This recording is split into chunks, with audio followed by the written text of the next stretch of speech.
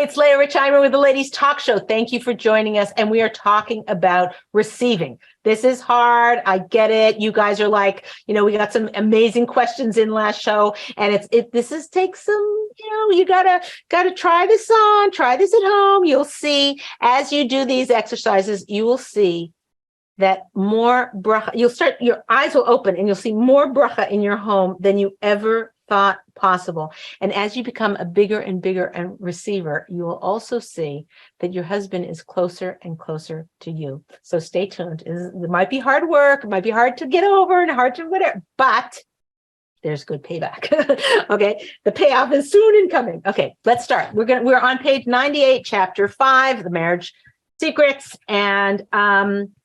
And for those of you who are joining us, who are just starting the program, every week I read a couple of pages in Marriage Secrets, and then we get questions, and then I answer them, and then you have a better marriage. How's that for an idea? Okay, rebuffing gifts. Unfortunately, it actually takes a shift in mental attitude to be willing to be a receiver. We are all born with a natural instinct to rebuff gifts from others. Even a 1-year-old will push away a fork full of mashed potatoes tendered by her doting mother, right? We've all been there, done that, or hopefully, wanting instead to feed herself, even if the potatoes barely make it into her own mouth. Add to this a lifetime of cultural mores that encourage self-sufficiency and independence, and being a receiver feels antithetical to who we are on a deep emotional level. We don't want to be a receiver. Thank you very much. Okay. Combine this with the fact that a giver is seen as powerful and a receiver is seen as weak, and the motivation to become a receiver is pretty much non-existent. It's human nature not to want to be beholden to another. The Rambam teaches us that the highest form of tzedakah, of giving, charity, is anonymous giving, so that we don't create the sense that the recipient owes us something. That's why women have such a hard time receiving from their husbands. It's what keeps so many of us from accepting any compliments or kindness or input with a full heart. So how can we overcome all of the forces making it so challenging to be a willing receiver? Maybe by realizing how much bracha will come into our lives by being a better receiver. We will gain the necessary motivation to work on this, but in truth, it would certainly take a great attitude shift. We would have to get over so many cultural and personal hurdles to do so. But the take-home lesson we must carry in our hearts at all times is only by dedicating ourselves fully to removing all obstacles to receiving our husband's blessings will we be able to receive the bounty that has been earmarked just for us. We see in the Gemara that this is how we will bring the light of the Shekhinah down into our homes. So now I'm going to explain a little bit about the giver and the receiver. The giver and the receiver. What I'm about to share with you may risk one of those politically incorrect, or those politically correctness tsunamis coming down on my head. In this day and age, to dare to consider that men and women might be different can get you into a whole lot of trouble in certain circles.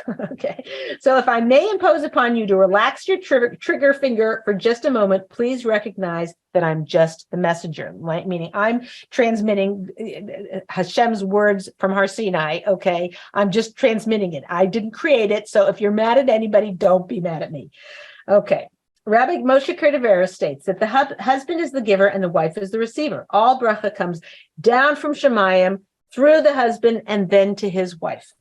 The Shalach HaKodesh explains that the Torah's prohibition for a man to wear men's clothing and vice versa is because the giver should not become the receiver and vice versa. In creation, Hashem established the husband as the giver and the wife as the receiver, and he does not want those roles reversed. That wasn't my words. Those are Rav Moshe Cordovero's. I'm going to read it again. In creation, Hashem established the husband as the giver and the wife as the receiver, and he does not want those roles reversed. Additionally, in the Sefer Bias Umenucha, it is written, it really would have been better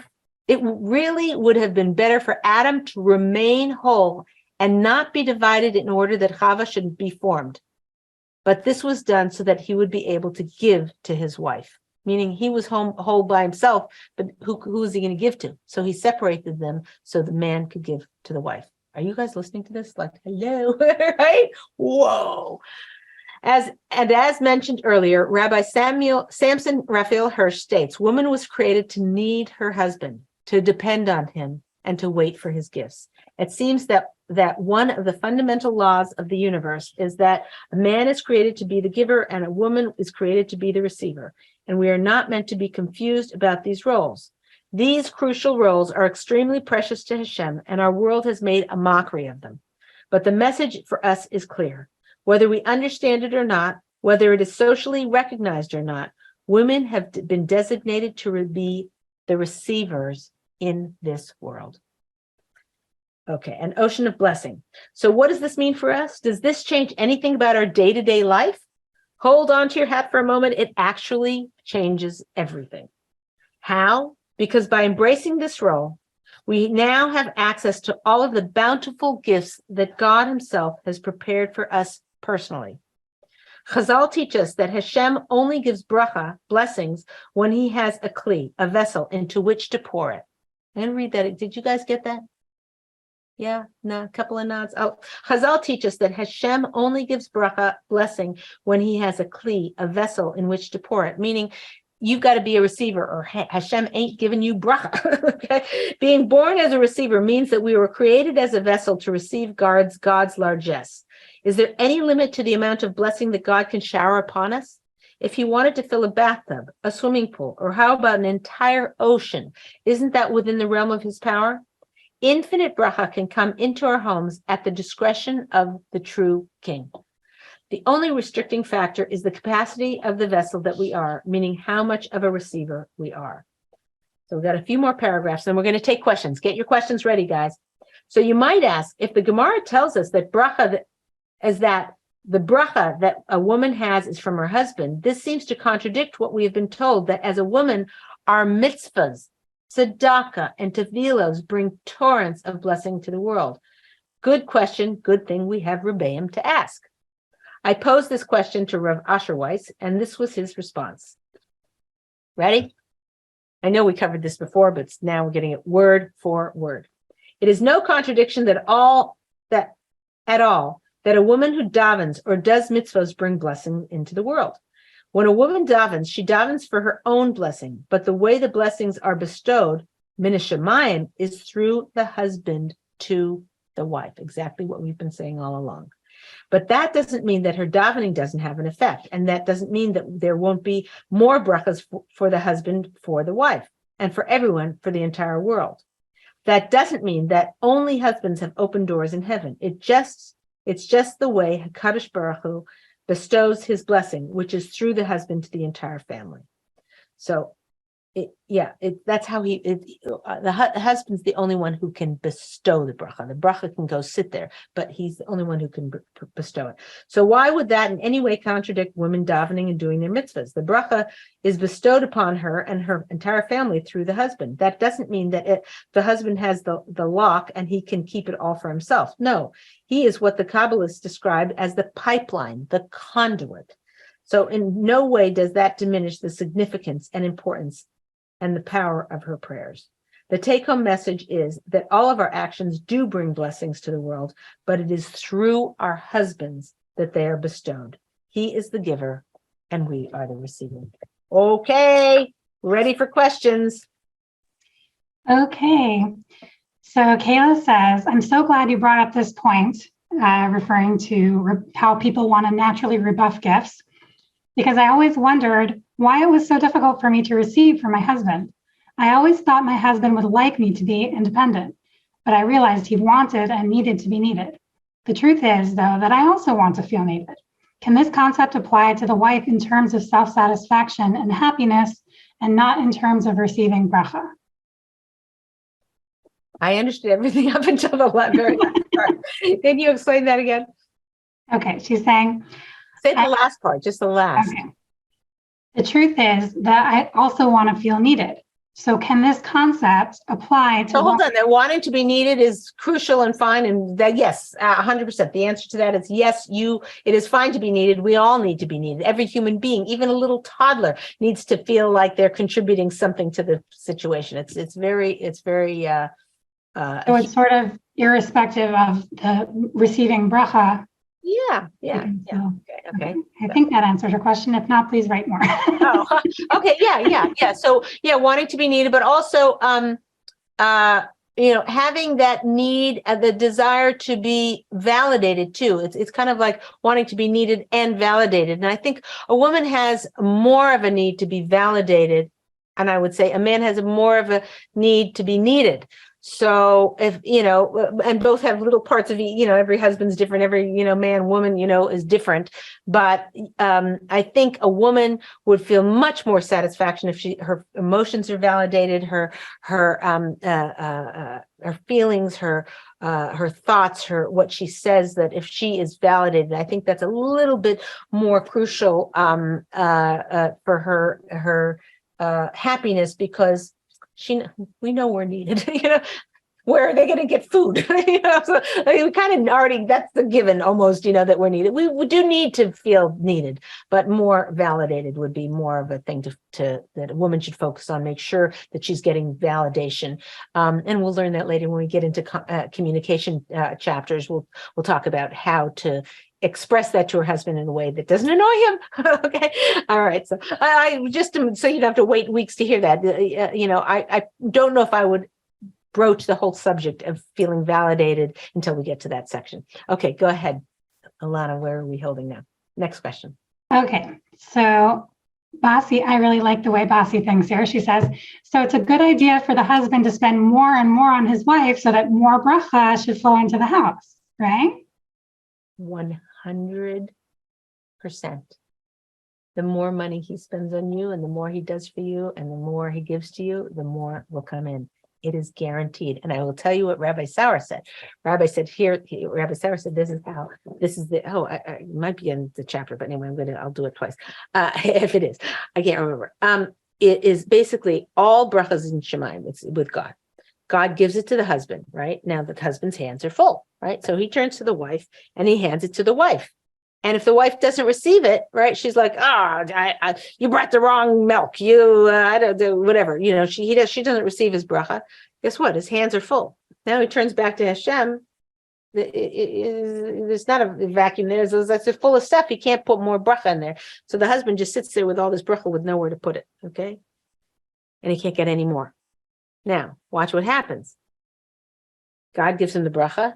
He turns here and says, here's some, a purple and orange sweater with polka dots. And the wife says, oh, thank you. Right? Your thought, the thought that counts. I'm going to try it on, see how it looks good on me. But that was so sweet. Thank you so much. Guess what? His hands are empty.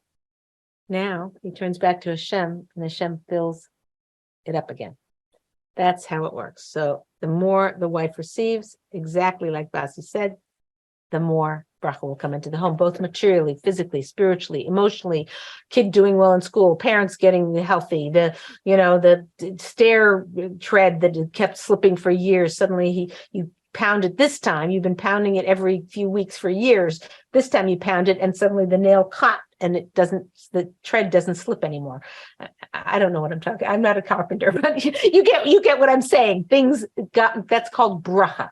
Bracha means parnasa. It means satisfaction. It means joy in life. It means health. It means shalom in the house. It means that somebody who you've been enemies with comes and says, I'm sorry for what I did. Every bracha you can possibly think of. Your shoelace doesn't break. That's bracha. Okay, next question. Okay, Hadassah says, it's weird for me to think of my husband as the giver and me as the receiver. I feel like I'm doing nothing but giving all day long. Gorgeous. Here's the question for Hadassah. If your husband brings in the flour and the oil and the eggs, okay, and you make the challah, right, and you give the challah to your husband, how can you give something that you don't own? In other words, the bracha for the oil, the flour, and the eggs and everything that goes into your challah isn't yours in the first place. You can't give somebody something that they already own. They own that. They brought the bracha for all of the ingredients. So you're giving it to them is not a giving. It's an act of chesed. what you did. You're doing an act of chesed by giving the challah, but it wasn't yours to give in the first place. So you're saying you're giving all day long. Yeah, I would totally agree. You're doing chesed all day long, but you aren't giving. The way a woman gives to her husband is by receiving from them. Very, very important distinction. And thank you for asking the question. Okay, next. Okay, Indy wants. Wait, you look on your face like you didn't get it, Alana. Is there a little bit you didn't understand what I just said? No, I was just distracted by looking for the next question. Oh, okay, all right. Just making sure. Okay. Okay. Don't worry, I've been working for you for long enough. I buy it all hook, line, and sinker. Because it works, not because you're Exactly. Okay, go ahead. What's the next question? Okay. Hindi wants to know, what if the husband does a basically good job of giving, but the wife is having issues with receiving and she's working on it, but in the meantime, the husband is getting discouraged? What can she do while she's working on it to help that dynamic? That's good. It might be that the woman acknowledges it. Listen, when a woman first learns that she needs to be thanking her husband for everything he does for her and being appreciative and receiving it, that's how you're receiving. And once she starts learning that, it goes pretty quickly because the payoff is so fast in coming. I've gotten so many emails like, I can't believe it, like it's just mind boggling. My husband is, 10 years I wanted flowers. He's brought them 40 weeks in a row now. It's like crazy, So it's usually pretty quick on the woman, but let's say it isn't. Let's say she's having a hard time of it, or some women have a hard time thanking their husband for things when their husband has treated them in a way that is painful to them. Let's say their husband, puts them down in front of the in-laws, or he doesn't respect their feelings, or they ask him something, say, oh, you're going on and on and on again. You talk too much. He's just whatever the dynamic isn't healthy, isn't good, isn't whatever. And so for her to say, oh, thank you for bringing the milk home, when she's just mad at him about just carrying so many resentments of him, that could be a case where she has a hard time being the receiver. And we will get through ways of how to come back to harmony for past hurts. We're going to go through a whole section on that. So, stay tuned, because you'll be able to heal a lot from those. But in the meanwhile, in terms of being the receiver, do what you can.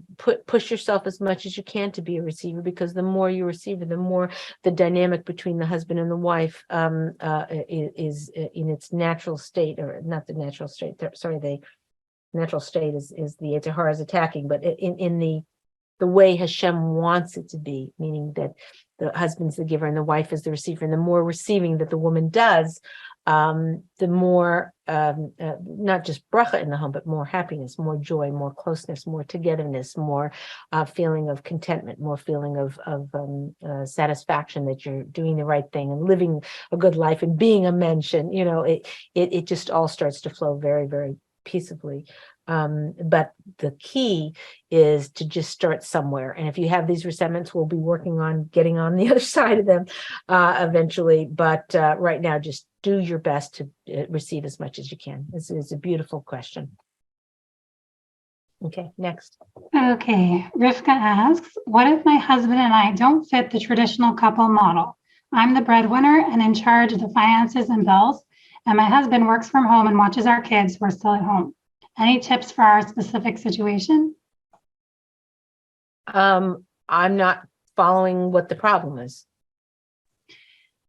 I think she might be asking, since it's less obvious that he's the giver and that she's the receiver, given the way they've divided their work, how can she help continue? Okay, so she can just acknowledge him. You can say, based on the bracha that that God gave you, I have a job. Based on the fact that the blessing that you have, we have money every week. Based on the fact that you take care of the kids, I'm able to go to work. Based on the fact that you are, responsible for bringing all bracha into our home, we have a beautiful life. So by acknowledging reality it looks upside down. And in this is why I say the political tsunami. If other people hear me, they're like, what? She's working, well, she's bringing all the money in. You're saying it's him?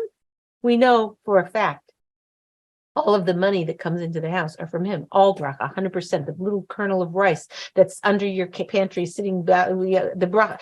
There's nothing in your home that isn't from the bracha of your husband. All the clothes that you're wearing, all the lipstick that you went to buy with the money that you earned is from the bracha from your husband. There is zero comes from the bracha from you. It's all from your husband, 100% of it. So if a woman knows that very deeply, then her level of gratitude and appreciation for him naturally will increase.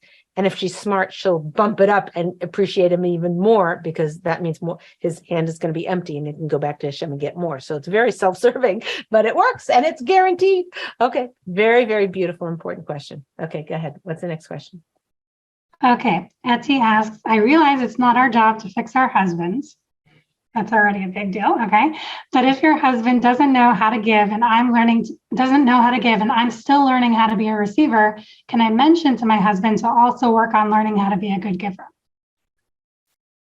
Same question I said about, if your husband said, here's the flowers. Oh, the rabbi told me to give them to you. I still feel like if he knows, a woman just needs to be a receiver and the husband will be a giver. Trying to train him to give. Now it's like the other, let's put the shoe on the other foot. He says, you're supposed to be a receiver. So I gave you, I did this for you. You're supposed to say thank you, not why did you bring home the wrong ketchup, right? If she's never going to be able to grow in her own,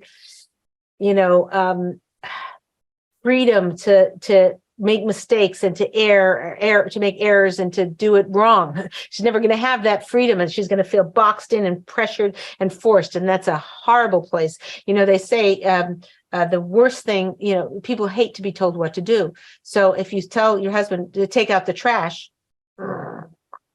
whatever. But on the other hand, if you're like, oh, what are we going to do? The whole kitchen smells. It's starting to smell the whole house up. Somebody ate fish in there. And what are we going to do? It's like, oh, I'll do it, So there's a way to make things happen in the home, and so if he is pushing her, if he has this information, if he has the information, he's going to push her. And if she has the information, she's pushing him to give. The very biggest way, the greatest way to make your husband not want to give to you is tell him he needs to give to you. Okay, it's 100% guaranteed. So absolutely not. Do not tell him he needs to give more to you. Just become a bigger and bigger receiver. It will happen naturally. It may not happen as much as you want. It may not happen as quickly as you want. It will happen, and when it happens organically, it will be a beautiful flow. Try this at home. Okay, what's the next question? Okay, here's a follow-up on Etty's question. Okay. What happens if I sort of accidentally already told him about this and he is starting to police now how I receive from him? How can I repair the damage? Excellent question. Let me think for a sec.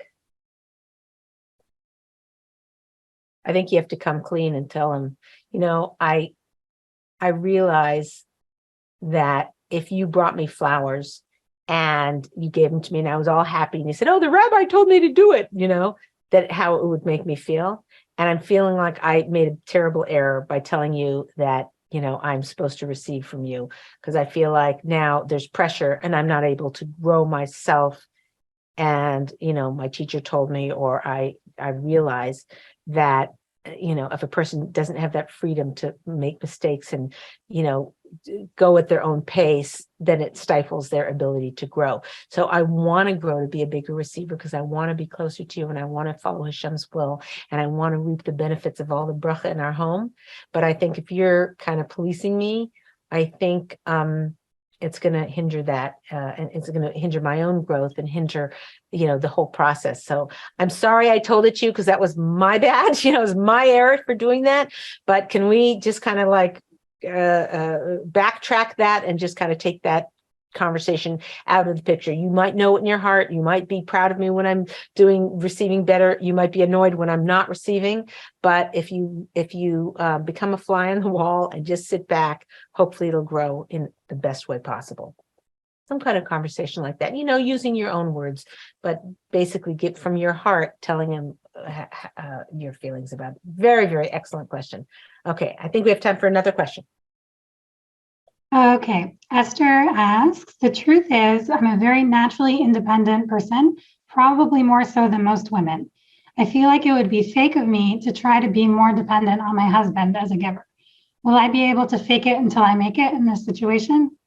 That's a good, excellent question. And yeah, fake it, you might, but also the biggest changes that we can make in our life are not necessarily in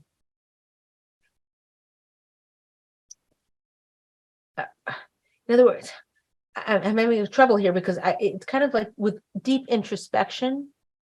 I would love to have a conversation with you where we discussed, maybe you can have this conversation with yourself, where we discuss what drives you to be independent. Because there's a blockage there. It's not, yeah, you can fake it till you make it and try and be a little bit more dependent, but until you really understand and do the introspection necessary to understand why you're so driven to be independent, you'll always be fighting against yourself, and sabotaging yourself. So you need to look at certain things like, are you driven to be independent because you feel like you don't have anybody you can trust? Is that from your childhood or something like that? You felt like there was never anybody there for you. And, that's a lack of ability to lean on somebody, which is sad, because being able to lean on somebody is one of the greatest pleasures in life, to be able to count on somebody. So is your drive for being independent based on that? Is your drive to be independent because you think that's how it should be? And you're shooting yourself in the foot. You don't even realize it, but that's how you grew up. That's how your parents raised you. Maybe that's how the society is. That's whatever. And you never even gave it a second of thought of whether it's serving you well or not. And maybe it is in some areas that probably would serve you well if you were a marathon swimmer and you were independent and did everything yourself. Probably being independent wouldn't be very helpful to you if you're on a team and everybody has to take certain parts or the job's not getting done.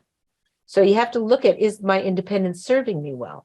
And what drove me to be that independent person? You have to look at, is independence really teaching your children what you want them to learn? Do you want them to, grow up, everybody, you've got 3 kids and everybody kind of comes and goes and does what they want? Or would you prefer your children to be interdependent, which is, well, you didn't clean the table, so now your brother can't set the table, and you need to work together to, do your chores together. Those kinds of interdependence that your children would have will serve them very, very well in life. So examining and looking at that closely is going to be very powerful way for you to get where you want to be, which is more interdependence, because that's what Hashem wants of us. He doesn't, independence, if you're not independent enough to be able to, go to the DMV. I don't know, we're international. So what is that? Where you get your driver's license. You're not independent enough to be able to go there, stand in the right line, find out, that you're in 4B and you need to be in 7C and, whatever, if you're not that independent. So that makes you a little bit handicapped. But if you're not so independent that you can't work as a team and you can't lean on somebody, we all need times when we lean on people. People get sick, God forbid, or, something happens. They have twins all of a sudden, and you need to lean on somebody. If you don't have that skill, you'll do it awkwardly. You'll feel guilty for asking favors. Interdependence is what the direction we want to head. So it's a fabulous question. And I give you a bracha that you should grow in your ability to be interdependent and to understand what those driving forces are so that you can have the insights to be able to move forward. Okay, this is Leah Richheimer. Thank you so much for joining us. Oh, homework. I remembered before you told me. Look at that. Okay, hold on a second. Let me just think for a second. I think it has to be something about in a time when you are driven to be independent and you like see yourself pushing your husband away, like, I got this, question it and ask somebody for help. Is this too hard? Okay. Try it. Try a little bit. If you're over adventurous and you want to try, over ambitious and you want to try it a couple of times this week, that's fine. But at least one time this week, do your best to be interdependent with somebody. Your husband would be ideal, but if you can't, that may not come up right away. So at some point this week with somebody, be interdependent. Okay, this is Leah Richheimer. We will see you next week. Thanks for joining us.